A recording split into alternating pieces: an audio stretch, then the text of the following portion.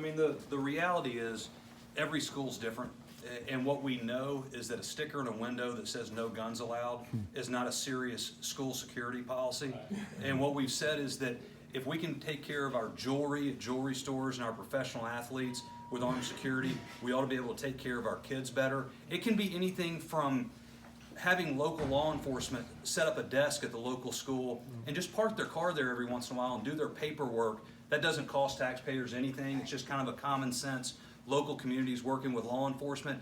But someone needs to be there, God forbid, something bad happens. And if it's an armed resource officer, great. If it's an off-duty law enforcement officer, great. If it's one of you who volunteers, and gets certified for that sort of training, great. If it's a teacher, great. But we can't have no be the answer to all these things. We have to address the underlying culture that keeps producing these monsters, this junk that we see out of Hollywood, this junk that we see, corrupting our kids' minds. That has to change. We have to get government out of the schools, get God back in. There's all sorts of things that we can do, but we absolutely should have an armed presence, but that shouldn't be decided by, obviously, Michael Bloomberg and Phil Bredesen. It should be decided when we get government out of it and let the local schools make the decision for themselves. Ms. Black, what do you think about that? Well, yes, and this year, the General Assembly here in Tennessee passed legislation that allows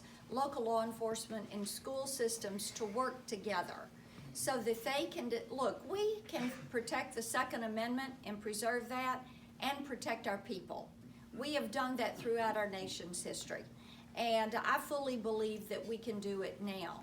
And the school systems working with local law enforcement are the way to go about this.